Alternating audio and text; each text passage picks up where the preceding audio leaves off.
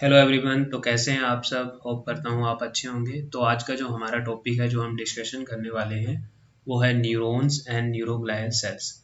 Neuron क्या है और न्यूरोग्लियल सेल्स क्या है, इसके बारे में डिस्कशन करेंगे। तो चलिए स्टार्ट करते हैं सबसे पहले न्यूरॉन से। न्यूरॉन्स आपको पता है कि neuron is the structural and functional unit of a nervous system. हमारे बॉडी के अंदर जो नर्वस सिस्टम है, ब्रेन, स्पाइनल कॉर्ड और जो पार्ट्स हैं, उनकी जो स्ट्रक्चर और फंक्शनल यूनिट है वो क्या है? न्यूरॉन। न्यूरॉन के बारे में कुछ बातें देख लेते हैं। जैसे कि न्यूरॉन की मैं बात करूं तो neuron has the property of electrical excitability and ability to produce action potential. और एक्शन पोटेंशियल का दूसरा नाम क्या है? Impulses in response to the stimuli. ये स्टिमुलाई क्या होता है? हमारे चारों तरफ का जो एनवायरनमेंट है, जो हमारे चारों तरफ का एनवायरनमेंट है, उसमें अगर कोई भी चेंजेस आ जाता है तो उस चेंज को ही क्या बोलते हैं? स्टिमुलाई बोलते हैं। उस स्टिमुलाई का पता लगाना और उसके अकॉर्डिंग रिस्पॉन्स करना और एक्शन पोटेंशियल जनरेट करना, वो किसका काम है? न्यूरॉन का काम है। तो ये डेफिनेशन आपको क्लियर होगी होगी। नेक्स्ट आता है कि neuron is the structural and functional unit of the nervous system. Simple सा है। अब हर एक न्यूरॉन के पास क्या होता है? Each neuron consist of a cell body. क्या होता है? सेल बॉडी होता है और उसके साथ साथ उसके कुछ प्रोसेसेस है। जैसे कि सिंपल अगर मैं बात करूं तो सबसे पहले एक्सोन आता है। नेक्स्ट उसके अलावा बहुत सारे डेंड्राइट्स आ जाते हैं। तो ये समझ आ गया होगा आपको कि हर न्यूरॉन के पास क्या क्या होता है। नेक्स्ट आता है कि जो न्यूरॉन्स है, अगर मैं न्यूरॉन्स की बात करूं तो neurons can not divide. Neurons की खासियत क्या है कि वो डिवाइड नहीं कर सकते। For survival they need a continuous supply of oxygen and glucose. अगर इनको कुछ सेकंड्स के लिए भी ऑक्सीजन एंड ग्लूकोज ना मिले तो ये परमानेंट डैमेज तक हो सकते हैं।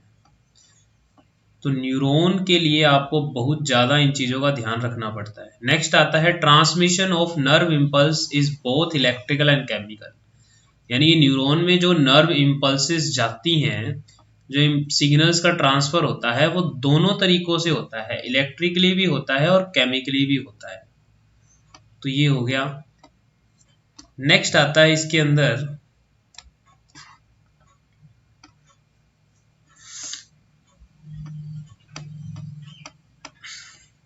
नेक्स्ट अपने बात करते हैं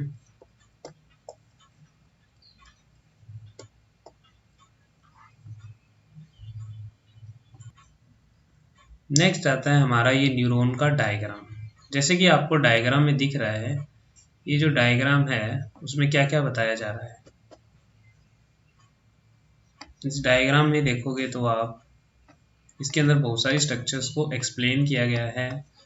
जैसे कि अगर मैं बात करूं तो ये है हमारा सेल बॉडी। हर एक न्यूरॉन के पास क्या होती है? एक सेल बॉडी होती है। यहाँ भी आपको ये दिख रही होगी, ये होती है cell bodies.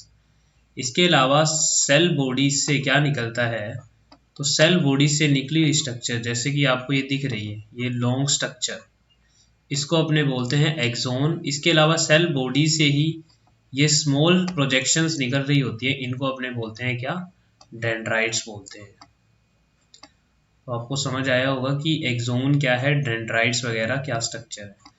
Next, cell body के अंदर क्या होता है? न्यूक्लियस प्रेजेंट होता है, साथ साथ में एंडोप्लाज्मिक रेटिकुलम, जैसे एक सेल के अंदर होती है चीज़ें, माइटोकॉन्ड्रिया वगैरह, ये सब कुछ प्रेजेंट होता है यहीं पे सेल बॉडी पे।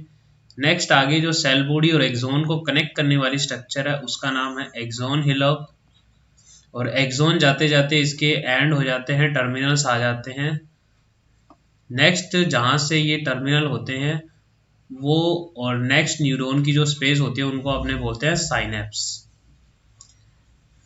तो यहाँ पे ये कंप्लीट हो जाता है इसका डायग्राम। नेक्स्ट आगे अपने देखते हैं सेल बॉडीज के बारे में। सेल बॉडीज क्या होती है? तो जैसे मैंने आपको डायग्राम में दिखाया था, सेल बॉडीज क्या है? Nerve cell vary considerably in size and shape but they are too small to be seen by naked eyes. जो नर्व्स होती हैं वो उनके अलग अलग साइज एंड शेप्स हो सकते हैं, अलग अलग साइज एंड शेप्स हो सकते हैं, बट उनको नेक्ड आई से नहीं देखा जा सकता। Cell bodies form the grey matter, जैसे अपने जहां भी ब्रेन के अंदर, स्पाइनल कॉर्ड के अंदर ग्रे मैटर की बात करते हैं तो वो होती क्या है एक्चुअली में, वो सेल बॉडीज ही होती है। सेल बॉडीज का कलेक्शन जब हो जाता है बहुत सारी, तो ग्रे कलर की दिखाई देती है। Are found in the periphery of the brain and the centre of the spinal cord. Brain के जो चारों तरफ है वो सेल बॉडीज का कलेक्शन है, और स्पाइनल कॉर्ड के जो सेंटर है वहां पे सेल बॉडीज का कलेक्शन है। इसके अलावा देखो ये लिखा हुआ, सेल बॉडी के ग्रुप को अपने न्यूक्लियाई बोलते हैं और गैंग्लिया बोलते हैं। न्यूक्लियाई किस केस में बोला जाता है, तो न्यूक्लियाई बोला जाता है ब्रेन के केस में, और गैंग्लिया किस केस में बोला जाता है, वो बोला जाता है स्पाइनल कॉर्ड के केस में। नेक्स्ट पार्ट आता है एक्सोन। एक्सोन क्या होता है, नेक्स्ट पार्ट क्या आता है, एक्सोन आता है। तो एक्सोन क्या है, हर एक nerve cells has only one axon. हर एक नर्व सेल के पास एक एक्सोन होता है जो स्टार्ट होता है उसकी सेल बॉडी के एरिया से, जिसको अपने क्या बोलते हैं, एक्सोन हिलॉक बोलते हैं। यानी कि जहां से एक्सोन स्टार्ट होता है उसको एक्सोन हिलॉक बोला जाता है। Axons carry impulses away from the cell body. Cell body जो होती है, अभी पढ़ी है अपने प्रीवियस, उससे बाहर जो सिग्नल लेके जा रहा है, उससे दूर जो सिग्नल लेके जा रहा है, वो अपना काम किसका है, एक्सोन का है। और ये जनरली क्या होते हैं, usually much longer than the dendrites. इन्हीं की पहचान, ये डेंड्राइट्स एक्सोन से क्या होते हैं, छोटे होते हैं, एक्सोन इनसे बड़े होते हैं, लंबे होते हैं। इसके अलावा जो एक्सोन के ऊपर मेम्ब्रेन होती है, जैसे प्लाज्मा मेम्ब्रेन होती है, वैसे एक्सोन की मेम्ब्रेन को एक्सोलेमा बोला जाता है। क्या बोला जाता है, एक्सोलेमा बोला जाता है। इसके अलावा एक्सोन के बेस पे अगर अपने देखें तो एक्सोन के बेस पे दो तरह के अपने पास क्या हो सकते हैं, न्यूक्लियस न्यूरॉन्स हो सकते हैं। एक तो माइलेटेड न्यूरॉन्स, एक नॉन माइलेटेड न्यूरॉन्स। क्या हो सकते हैं, माइलेटेड न्यूरॉन्स एंड नॉन माइलेटेड न्यूरॉन्स हो सकते हैं। नेक्स्ट स्ट्रक्चर आती है डेंड्राइट्स। डेंड्राइट्स क्या होते हैं, जैसे एक्सोन बात किया तो डेंड्राइट्स छोटे छोटे क्या होते हैं, प्रोसेसेस होते हैं जो कि सिग्नल को रिसीव करते हैं और उसको सेल बॉडी की तरफ भेजते हैं। They have the same structure axon, same जैसे एक्सोन की स्ट्रक्चर थी वैसे इनकी होती है, बट ये छोटे होते हैं और ब्रांचिंग में होते हैं। मोटर न्यूरॉन्स की जो डेंड्राइट्स होती हैं form part of the synapse. क्या पार्ट बनाती है, वो साइनेप्स की फॉर्मेशन करती है। और सेंसरी न्यूरॉन्स क्या करते हैं, सेंसरी रिसेप्टर की फॉर्म में काम करते हैं, जो कि सेंसेस अपनी आती है वहां के स्टिमुलाई को डिटेक्ट करते हैं इनके डेंड्राइट्स। नेक्स्ट आ जाता है अपना न्यूरोग्लायल सेल। ये न्यूरॉन का कंप्लीट हो गया, देन न्यूरोग्लायल सेल्स आ जाती हैं कि न्यूरोग्लिया क्या है। The neuron of the central nervous system are supported by the 5 type of non excitable glial cell. ये 5 तरह की होती हैं और इनका काम क्या है, इनका काम है सिर्फ सपोर्ट देना। किसको, सेंट्रल नर्वस सिस्टम के जो न्यूरॉन्स है, अगर न्यूरॉन में डैमेज आ गया तो उनको सपोर्ट देना, उनको नरिशमेंट देना, उनको कुछ भी जो भी काम है उनका, उनमें उनकी सपोर्ट करना, वो काम है न्यूरोग्लायल सेल्स का। और इस सेल की खास बात क्या है, ये डिवाइडेबल होती है, इनको डिवाइड हो सकती है, जबकि न्यूरॉन डिवाइड नहीं हो सकता। नेक्स्ट आते हैं, ये जो सेल्स है वो 5 टाइप्स की होती हैं। इसको आप एक ट्रिक से याद कर सकते हो। वो ट्रिक क्या है, वो ट्रिक है अपनी, वो ट्रिक अगर आपने देखे तो वो ट्रिक है ओस्मिया। ओस्मिया से आप इसको याद कर सकते हो वेरी इजीली। यहां पे अगर आप देखोगे तो ओ का मतलब क्या है, ओ का मतलब यहां पे है,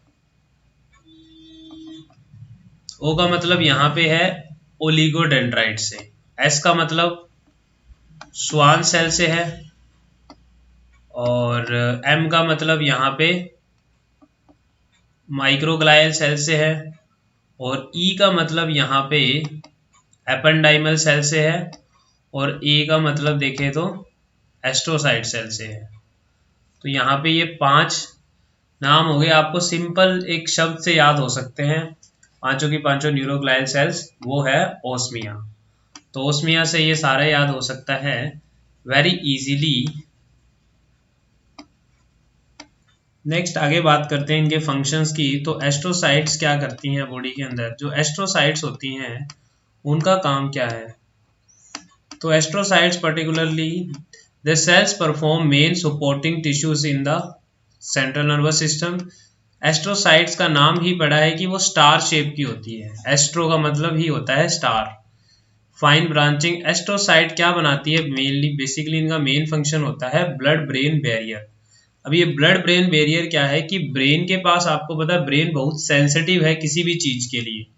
अगर उसके पास थोड़ी सी अमाउंट में भी टॉक्सिन पहुंच जाता है तो वो ब्रेन के टिश्यू को परमानेंट डैमेज कर सकता है। इसीलिए ब्लड ब्रेन बैरियर की फॉर्मेशन कौन करता है, एस्ट्रोसाइट सेल्स करती है। नेक्स्ट आता है ओलिगोडेंड्राइट्स।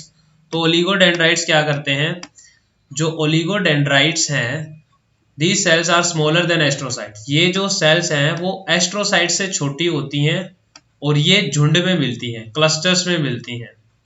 मेनली ओलिगोडेंड्राइट्स और स्वान सेल्स का काम क्या है, दोनों की दोनों क्या करती है, माइलिन शीथ की फॉर्मेशन करती है। जो ओलिगोडेंड्राइट्स है वो सेंट्रल नर्वस सिस्टम में माइलिन शीथ बनाती है, जबकि जो स्वान सेल्स हैं वो पेरिफेरल नर्वस सिस्टम में क्या बनाती है, माइलिन शीथ की फॉर्मेशन करती है। लास्ट इसके बाद आते हैं अपनी एपेंडाइमल सेल। एपेंडाइमल सेल का क्या काम है, ये मेनली क्या करती है, जो अपने ब्रेन के अंदर सीएसएफ फ्लो होता है, सीएसएफ बनता है अपने कोरोइड प्लेक्सिस से, और क्लोइड प्लेक्सिस की जो सेल्स होती हैं वो कौन सी होती है, एपेंडाइमल सेल्स होती हैं। उनकी एपिथेलियल लाइनिंग जो बनती है अपने ब्रेन में, वेंट्रिकल्स होते हैं, वेंट्रिकल्स ऑफ द ब्रेन। तो वेंट्रिकल जो कैविटीज होती है उनके अंदर एपिथेलियल की लाइनिंग होती है, वहां पे ये सेल्स प्रेजेंट होती हैं और कोरोइड प्लेक्सिस की फॉर्मेशन करती है। फिर वहां से सीएसएफ का क्या होता है, सिक्रीशन होता है। अगर आपने सीएसएफ की वीडियो नहीं देखी है तो आप इस चैनल पे जाके और वीडियो देख सकते हैं। इसी टॉपिक से रिलेटेड बहुत सारे हमने वीडियो को डिस्कशन किया हुआ है। नेक्स्ट आता है माइक्रोग्लायल सेल्स। तो माइक्रोग्लायल सेल्स क्या है, माइक्रो का मतलब स्मॉल, ग्लायल मतलब ग्लायल सेल्स। तो ये बहुत छोटी सेल्स होती हैं। मेनली ये क्या होती है, एक तरह से मोनोसाइट से डेराइव होती है। मोनोसाइट क्या है, डब्ल्यूबीसी का एक टाइप है, जो क्या करती है, जब ब्रेन के अंदर आती है, ब्लड से माइग्रेट करके नर्वस सिस्टम की तरफ चली जाती है बिफोर बर्थ। जन्म से पहले ही ये क्या करती है, नर्वस सिस्टम में एंट्री हो जाती है इनकी, और वहां पे ये ब्रेन में रह के ब्रेन को एज अ डब्ल्यूबीसी जो काम होता है वो डिफेंसिव फंक्शन प्रोवाइड करती है। होप करता हूँ आपको वीडियो समझ आई होगी। नेक्स्ट वीडियो में मिलते हैं किसी और टॉपिक के साथ। Thank you.